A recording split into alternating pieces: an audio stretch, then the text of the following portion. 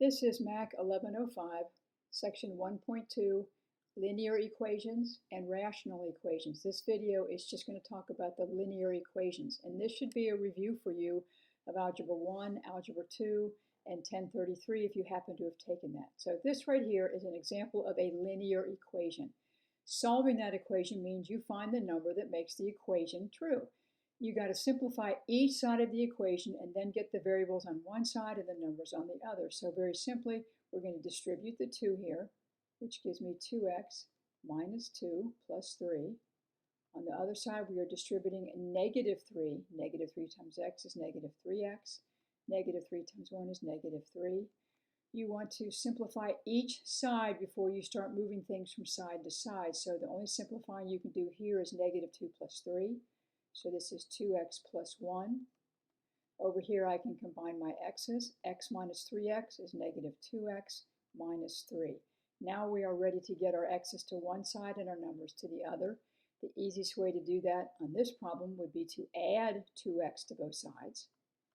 So this is now 4x plus 1 equals negative 3.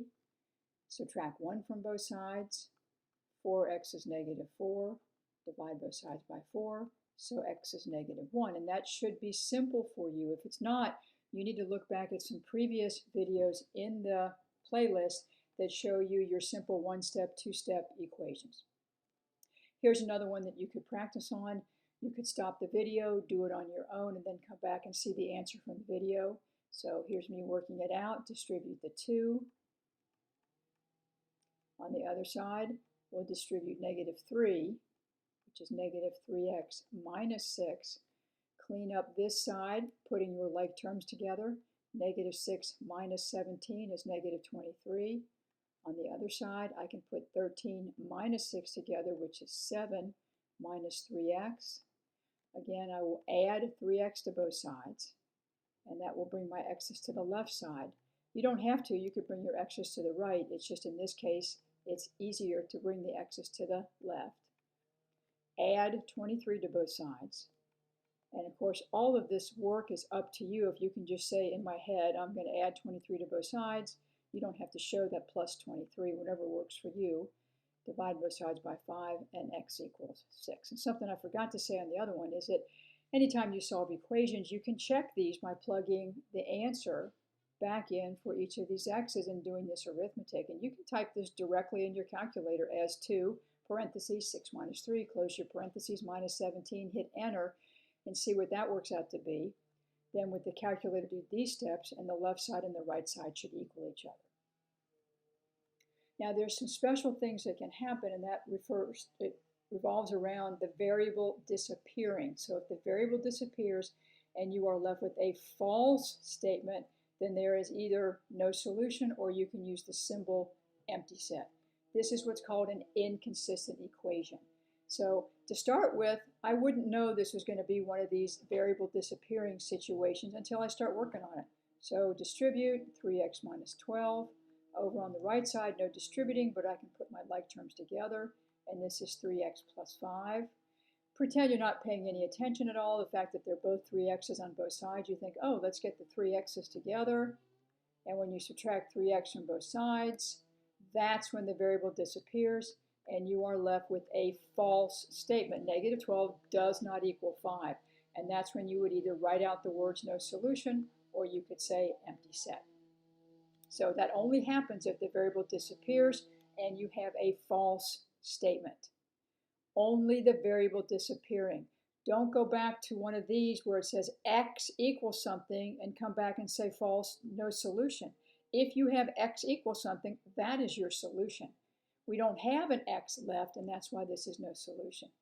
The other possibility is that the variable disappears and you have a true statement, and then the solution is what's called all real numbers, and this is called an identity. Same thing, you don't know that's going to happen. You just start doing the problem. There's no work I could do on the left side, but on the right side, I can combine my 2 and negative 7, and I get negative 5 plus 3x. You can subtract 3x from both sides. That cancels out on that side. That side I have negative 5 equals negative 5. Now that is a true statement. The variable has disappeared. we are left with a true statement, so the solution is all real numbers. Now, do you have to do all of that work to get to these two conclusions? No. If you looked at 3x minus 5, and if I hadn't written this as negative 5 plus 3x, if I had written that in the order 3x minus 5, you would have realized that, hey, those are the exact same equation. They are identical. That's why it's called an identity. And if that's what you have, you can jump directly to all real numbers. Same thing on this one. When we were here, if this is 3x minus 12 and it's the same 3x plus another number, you're going to say it's going to be no solution. But a lot of students don't pay attention to that. They get into the doing the steps, and all of a sudden the variable has disappeared. They have a false statement, therefore no solution. And Math Lab is probably going to ask you this question too. If you end up with x equals some number, x equals 5, 2, negative 6, negative 1/2, whatever, those are called conditional equations. If there are fractions in the equation, you want to get rid of them by multiplying both sides by the least common denominator. As a matter of fact, you don't really have to use the least common denominator. You can use any common denominator. If you use a bigger denominator than necessary, your numbers will just be bigger. So you don't really have to stress over finding the absolute least common denominator. So if you can't find the common denominator because you just didn't do fractions well in grade school, all you have to do is multiply the denominators together, and that will be your common denominator. And it may be a least common denominator. It just depends on the numbers. So there's a couple things I would do with this one to start with. Number one, because these are binomials in the top, I would put parentheses around those because there's going to be some distributive property involved. The other thing I would do, you see that minus right there? I would change this to plus and put a negative right in front of the parentheses. That's going to remind you that you need to distribute that negative through those parentheses. So you might want to clean this up to this to begin with. X plus 2 over 4. I'm going to leave a little bit of space there for a reason. Plus, I'm going to distribute that negative right now. Negative x plus 1. Still going to put parentheses over 3. Leave a little bit of space equals 2. Now, why did I change it to this? Because I changed this to a plus negative, and I needed to distribute that negative through there. Now, what is the common denominator for 4 and 3? And of course, 1. That might help you have a denominator there. The common denominator is 12. And if you didn't know what it was off the top of your head, 4 times 3 is 12. So we're going to multiply both sides by 12. Both sides by 12. But I don't think of it as both sides. I think of it as multiplying 12 times all of the fractions. So that the way I really write this up here is 12 times parentheses x plus 2 over 4 plus 12 times parentheses negative x plus 1 over 3 equals 2 times 12. You can still write it as 2 over 1 or just leave it a plain old 2. That's setting us up to be able to get rid of these fractions. You know, the whole idea is you probably freak when you see fractions in the equation, so get rid of them. And the way you get rid of them is by multiplying everything by that least common denominator. So 4 goes into 12 3 times, and this is why I had this in parentheses. I need to distribute 3 through that parentheses, gives me 3x plus 6. And the denominator's gone, fraction's gone, no worry anymore, plus. 3 goes into 12 4 times. Distribute 4 times negative x is negative 4x. 4 times 1 is 4. And over on this side, plain old 2 times 12 is 24. Now where I had plus a negative 4x, I could have just written minus 4x there. Now this picks up like the beginning of the video. These are equations where we need to combine like terms and solve. 3x and a negative 4x is negative x. 6 plus 4 is 10. Equals 24. I just need to subtract 10 from both sides. So this says negative x equals 14. I don't want to know what negative x is, so I want to change that to positive x, which means I need to change that sign over there. So x equals negative 14. All right, I don't have a whole lot of room right here to do this one, so I recopied it over on this page right here. Now I'll do a little preliminary stuff here. You see that minus there? I want to put parentheses here, change this to plus a negative. Then I will recopy this as x minus 3 over 4. I will put the x minus 3 in parentheses, equals 5/14, nothing I can do about that. And then change this to plus, distribute the negative.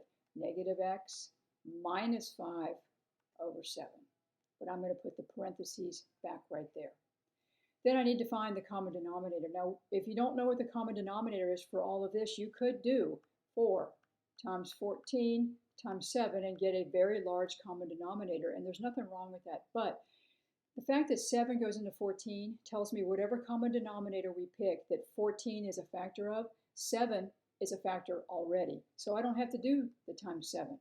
So I could do 4 times 14, which is 56. But that's still bigger than I need.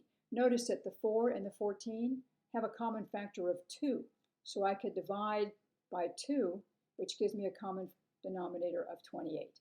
Now, if you don't remember all of that from grade school, you can just do 4 times 14 times 7 and use this humongous number to be your common denominator. But that's just doing a little bit of reasoning to get your common denominator.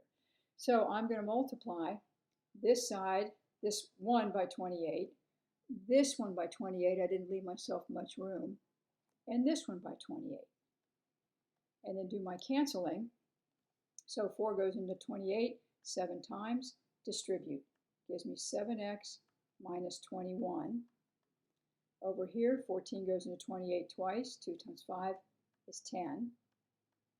7 goes into 28 4 times. Distribute. 4 times negative x is negative 4x.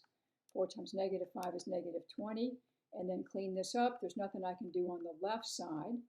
On the right side, I'll put the negative 4x in front.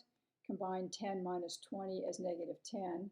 And then get your x's together. Add 4x to both sides, which gives me 11x minus 21 equals negative 10. Add 21 to both sides. Gives me 11x is 11. Divide by 11, and x is 1. So the hardest work is getting this kind of cleaned up as far as the plus and negative, getting that all distributed.